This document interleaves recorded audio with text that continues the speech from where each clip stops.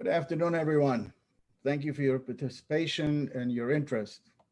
My name is Michael Steinberger. I am founder and CEO of Jewish Heritage Alliance, a platform dedicated to promoting the story of Sefarad, which refers to the Jews of the Iberian Peninsula, nowadays Spain and Portugal.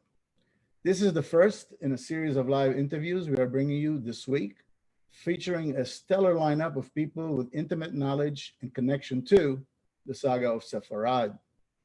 I would like to thank and acknowledge Hope Network for partnering with us on these interviews.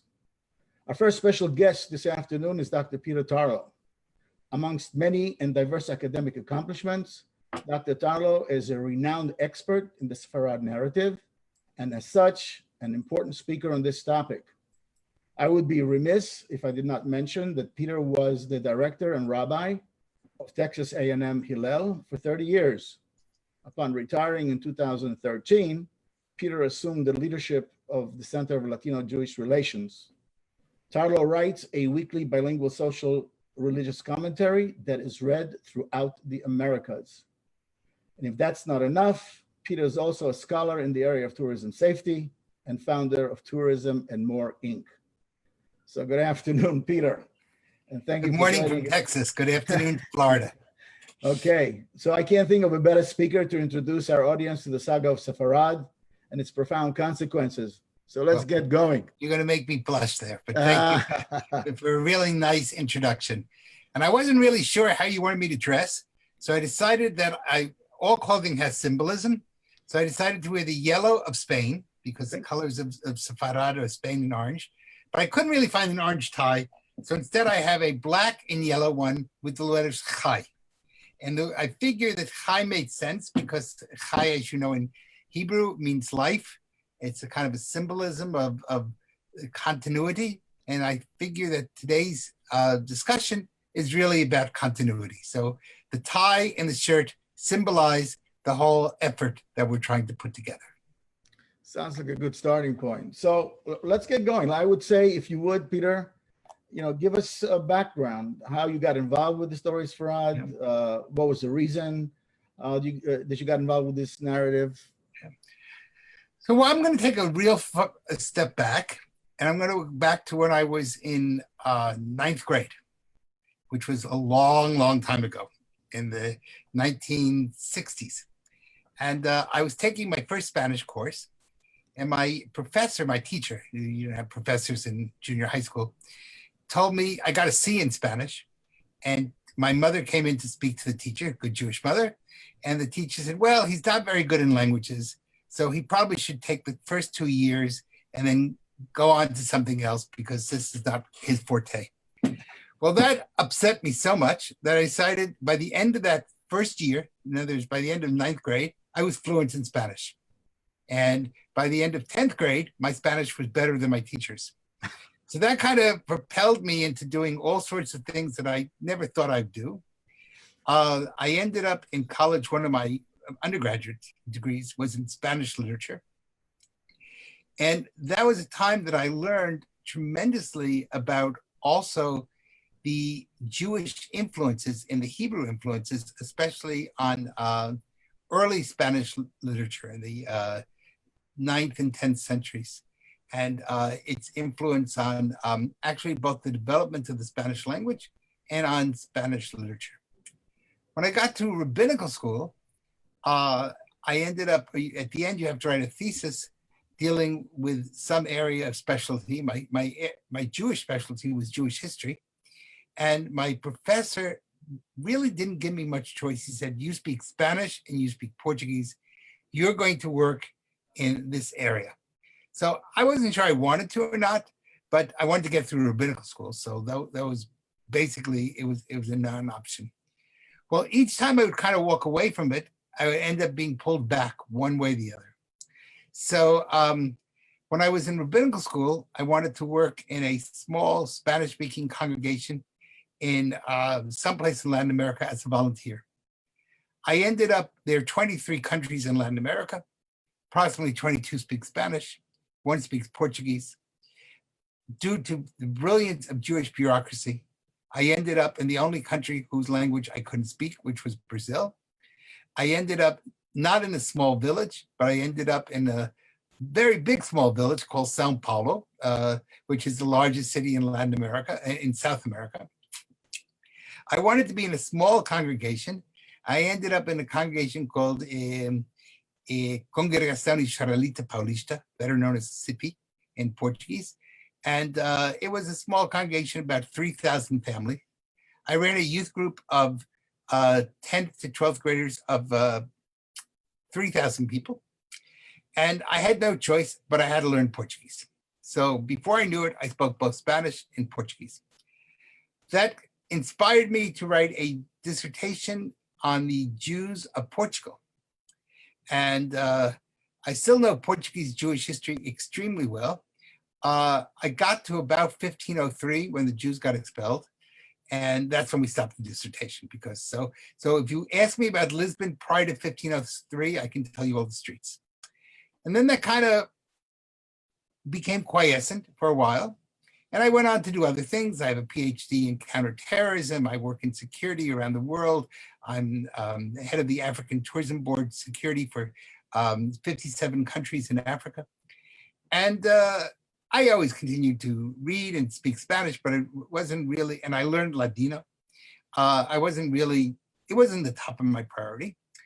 And then as the rabbi at Texas A&M for about 12 years ago, we decided, a friend of mine asked me if I would co-sponsor a lecture on someone by the name of Luis de Carvajal.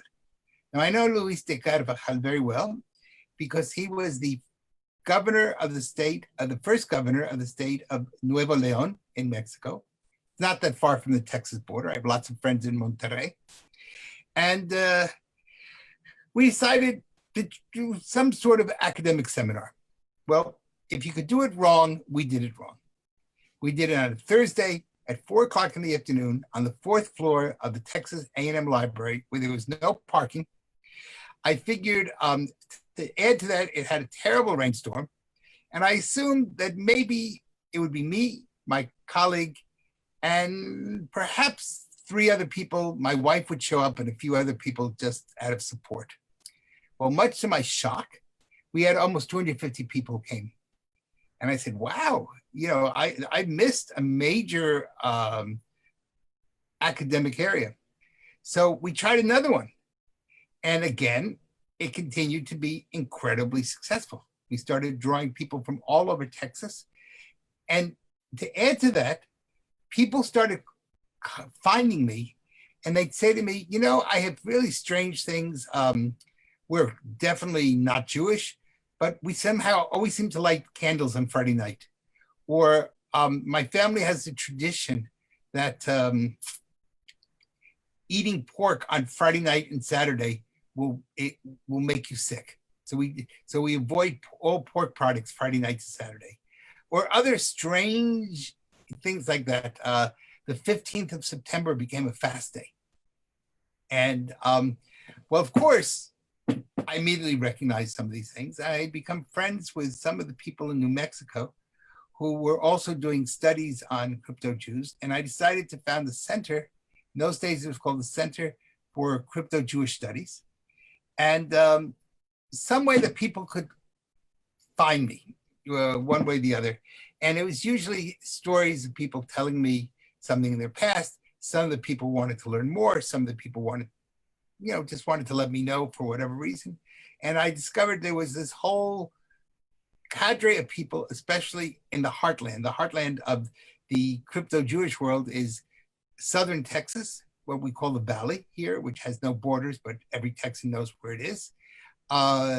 New Mexico, parts of Arizona, and extremely small parts of California. But those are really the heartland. But Texas is truly the heartland on both sides. On the Texas side, we call it the Rio Grande. On the Mexican side, it's called the Rio Bravo. The states of Tamaulipas, Nuevo León, especially a little bit Chihuahua, are really heartland issues.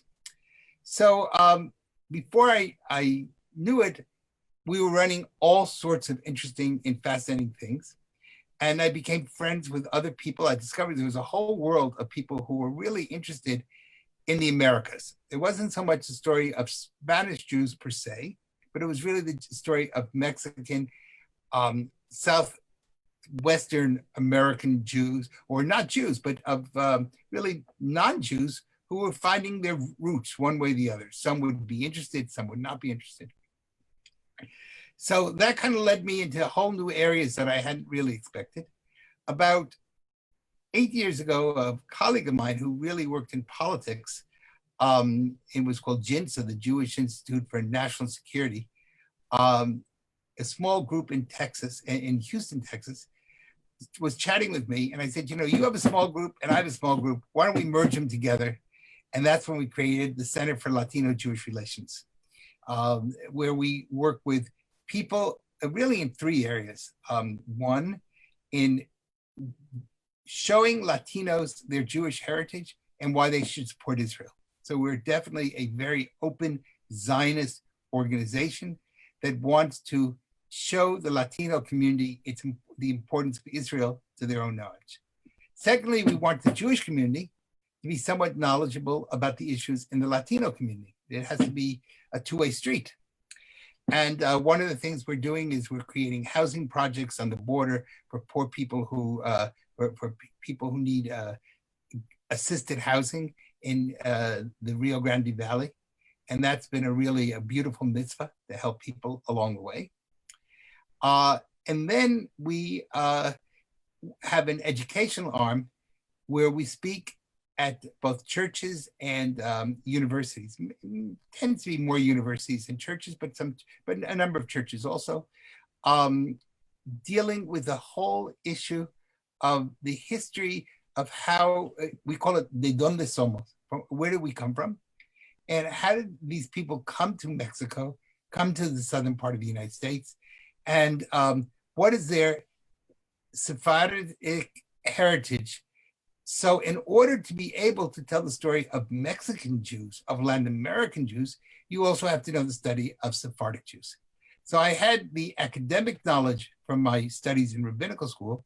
I placed those with the knowledge of the needs of the local population, because unlike Florida, which really does not, it has some crypto Jews, which is now the technical term, but it's not the heartland. It's a kind of a suburb. The heartland is Texas. And basically sat from the area of San Antonio on the north to about Monterrey in the state of Nuevo León in Mexico, where people really speak a form of Ladino, even though they call it Spanish, but it's really closer to Ladino. So that's how I got involved. It's really all started in 9th grade with getting a C in Spanish. So that's a very long answer to a very short question. Can you talk a little bit about the hands-on experience, in your assistance in terms of some of these Bnei Anusim, the crypto Jews? I know you did the conversions. Sure. So, each person is different. Each person has their own experience.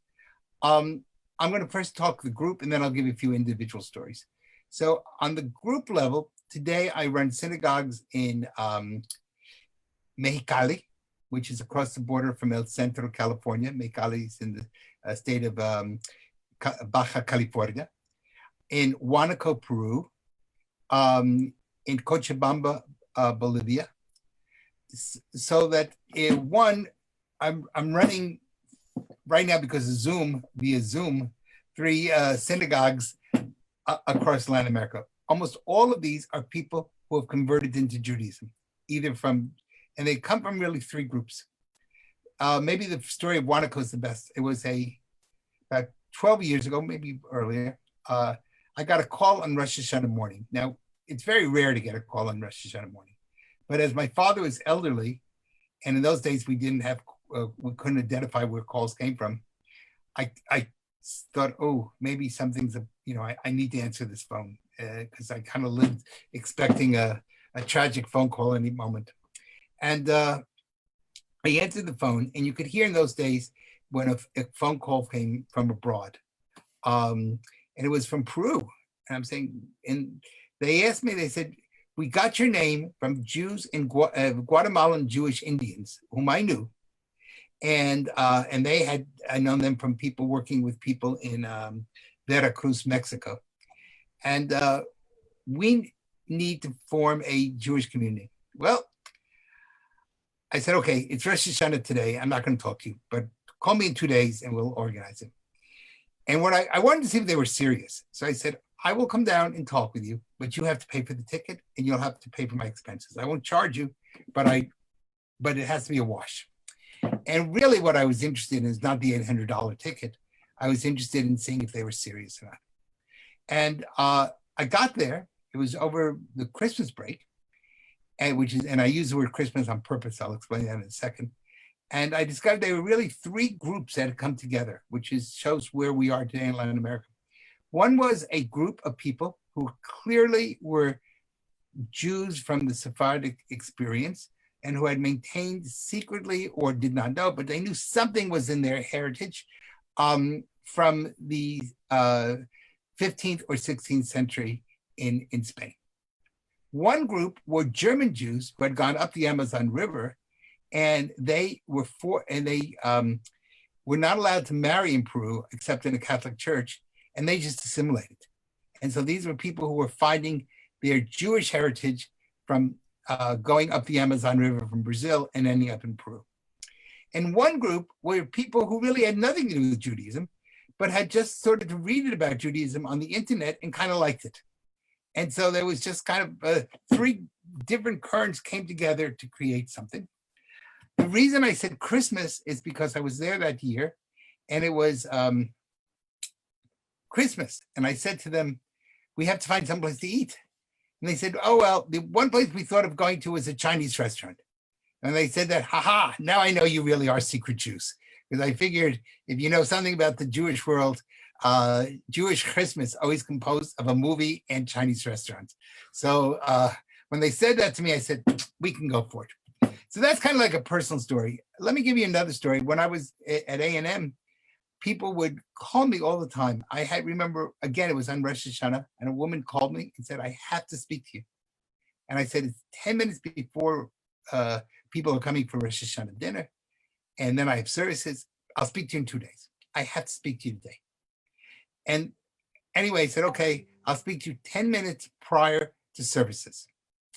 And she said, okay, I'll give you 7 minutes. And in that she said, I grew up as a Catholic. I thought I was a Catholic. Just before I came to the United States, my uncle took me into a room and told me the history of my family and that I was really secretly Jewish. And I didn't know it. And now I don't know who I am. And I said, okay. And that's very typical of people in the crypto-Jewish world. The not knowing of who they are. So I said, okay, come to services and we will discuss this afterwards. Bottom line, she did convert. She became the head of her, or I don't really call it conversion, I call it re-entry into Judaism because, but they do have to go through a course of study, et cetera, et cetera. She re-entered the Jewish world, became the head of the Jewish Lawyers Association at her university, married, has 4 kids, and one of her children ended up many years later becoming the president of Texas A&M Hillel. So it was a good telephone call that I took. But I have people like that every week. Still, people call me consistently asking for help, trying to find out who am I, what am I. Some of those people want to convert. Some of those people just want to know a little bit more about themselves. Some of those people want to kind of become a friend of the Jewish people, but they really don't know what they want to be. So you're going to get a wide range of people. We really don't have a good handle on how many people. The Jewish world tends to come up with all sorts of fantastic numbers, which may or may not be true. And one of the things that we really need to do in this whole area is begin to understand correctly what are the real facts, who are these people. Is it one group of anusim, which is a Hebrew word, or really we should call them b'nei anusim, because anusim means people who were raped. So b'nei anusim are the people who were raped spiritually. We should try to understand, are they desirous of being Jewish, not desirous? Do they want to just know something about their heritage? That's a whole area that we're going to have to begin to look at to really explore academically and not just wishful thinking. You know, being that you are the first in the series of these interviews, I'm wondering if we can digress for a minute, because we jumped right into the thick of it all, the sort of Sure. the consequence. Do you feel comfortable going back a bit and just for the sake of our audience, discuss the whole converso issue, how it comes about? Sure. Yeah, very, very quickly. I mean, this could be a 2-hour lecture, and we don't have time for a 2-hour lecture. Right. So very shortly, Jews come to Spain whenever you want to say they came. In other words, we have no documentation. We know that around the 3rd century, the 4th century, 300s, the Visigoths conquered Spain and converted to Judaism, converted to Christianity, and created a series of anti-Jewish measures. And that took place from the middle of the 4th century to the beginnings of the 8th century.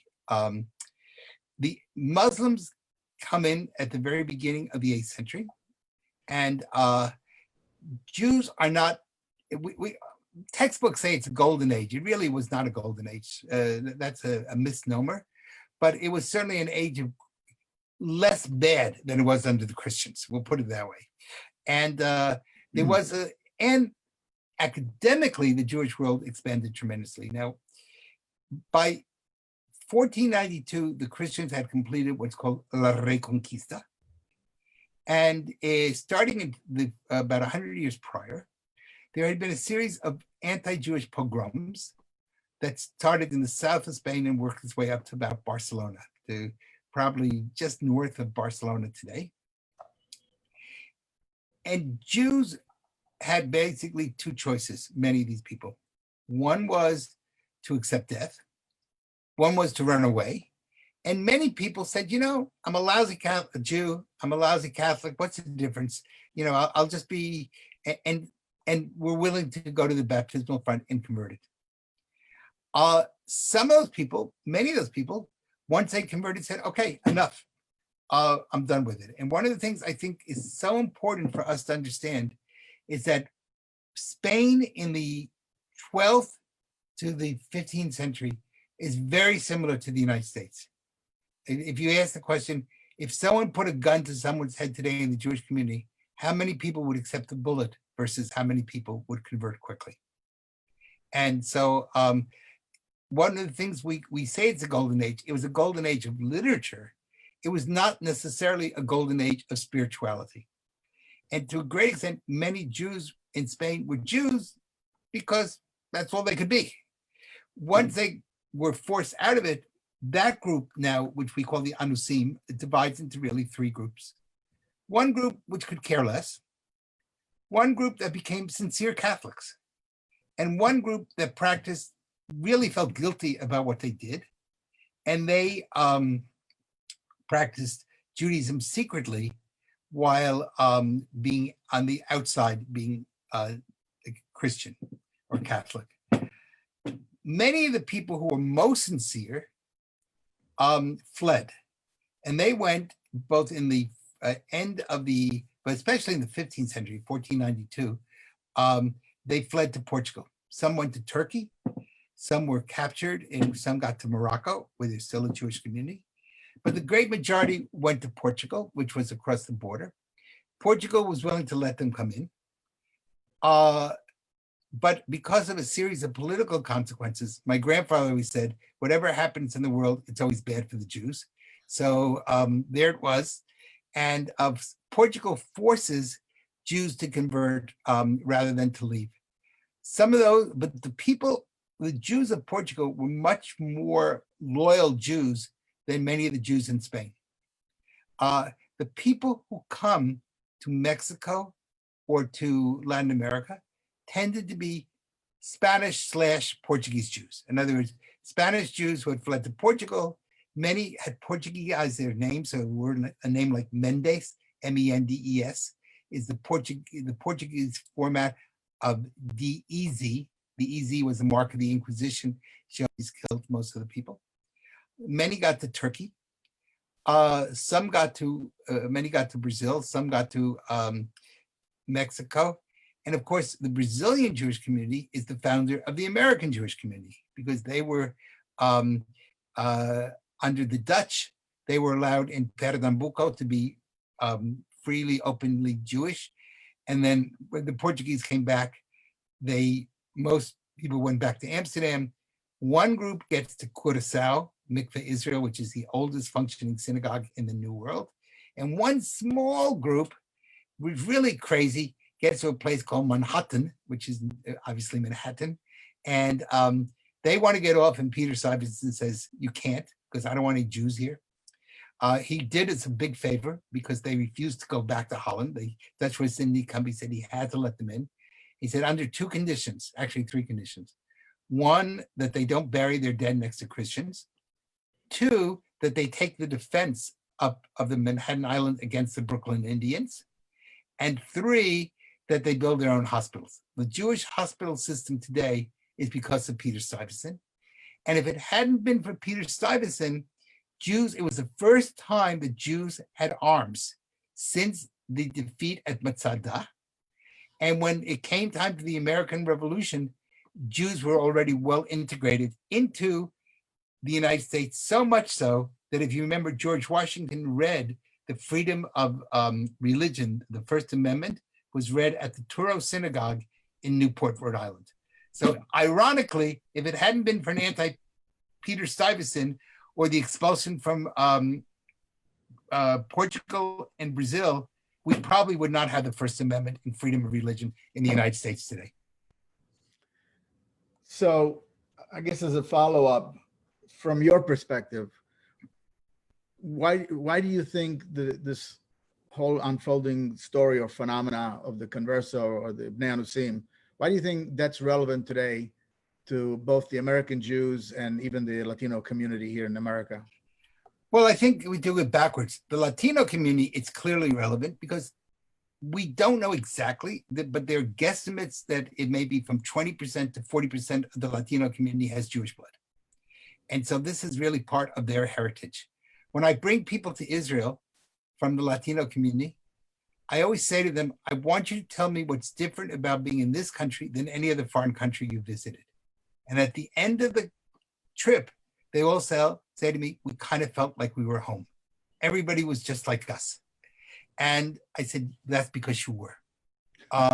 And so for many Latinos, this is a chance to regain something that was stolen from them in an area that was kept out of their history and refinding themselves. From the general American Jewish community, now, most Jews really were Sephardic. It's only after a series of pogroms and other things that the Ashkenazi community became larger. But in reality, the Ashkenazi community was always less productive and smaller and a little brother to the Sephardic community historically. One of the things, but in the United States, the great majority of Jews are Ashkenazic because they come out of Russia or Poland or wherever they came from. And we're less knowledgeable about the Sephardic side of the world than the Ashkenazic side. For the American Jewish community, so much of our life and so much of our mistakes are parallel to what took place in Spain. Issues of assimilation, issues of lack of loyalty, issues of being so certain that nothing could happen to you that you're unprepared to defend yourself. And so one of the important parts historically for the American Jewish community is learning from the past. Don't make the same mistakes. Try to build yourself up in a way that the Sephardic Jews of Spain prior to 1492 did not do. And where did they fail? In many ways today we parallel. We have great Jewish literature. We have thriving Jewish academic world. We haven't done as well on touching the spiritual sense of people. And so that's an important area. The other part of it is, and again, we don't know the numbers, so we have to be really careful. But we lost 6 million people in the Holocaust. I cannot bring those people back, no matter what I want. But you know what? There are tremendous new opportunities for the Jewish world to find people who might be interested in rejoining the Jewish world and replenishing numbers in a way that a gift from God. The real issue will be dealing with Orthodox rabbis who seem to want to put as many obstacles in the way as possible. And if we can get past that issue, I think we have tremendous openings. It is very, very difficult in Latin America because of the Orthodox establishment does everything it can to make life as difficult as possible. And so that is a real challenge that has to be looked at.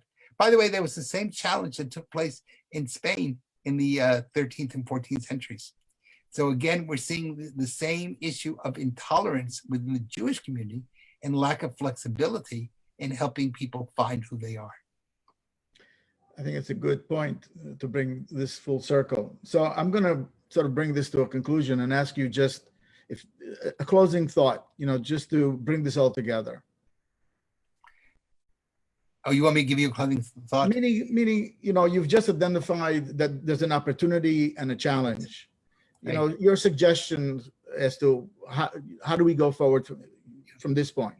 So first of all, I think the Jewish world, as we live in crises, and we certainly have other crises.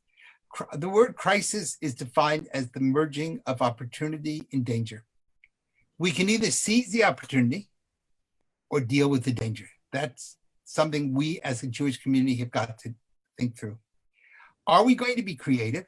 Are we going to take the time to learn about all parts of our heritage? Or do we want to become a small Amish type people that's totally irrelevant on the face of the earth? If today I send out a flyer about Israeli firefighters going to California to help the people in California. And it's kind of known as Or LaGoyim, a light to the nations. I guess in the fire, it's almost an Eish LaGoyim, a fire to the nations. If we are really going to be an Or LaGoyim, there is no Judaism without Jews. And this is a chance for some people who would like to become part of that Shalshelet HaKabbalah, the chain of tradition, that will allow the Jewish people to go from strength to even greater strength. That's these days, just before Rosh Hashanah, when we just went yesterday through Slichot, it's a time to really say, do we need to turn to ourselves and say, please God, forgive us for the sin of ignoring our brethren. That's a powerful closing point, and that's what I was looking for. So at this point, I'd like to thank you, Peter, for sharing with us your story and your views. I also would like to thank our viewers and invite you to join our upcoming interviews. We continue this afternoon at 2 o'clock with Rabbi Ventura from Synagoga Without Borders, Synagoga Sin Fronteras, a Synagogue Without Borders. And those of you who want to follow us, I invite you to follow us on Facebook, Instagram, and on our website for upcoming events and the continued series of discussions. Thank you very much, Peter. Michael, before you end, I'd just like to say that if anyone would like to learn about the Center for Latino-Jewish Relations, they can contact me at P. Tarlow, my name's up there, at LatinoJewishRelations.org.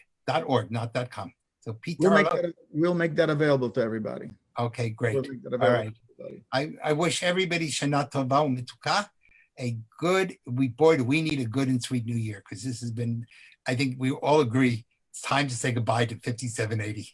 Absolutely. Thank you again, Peter. Shana Tova.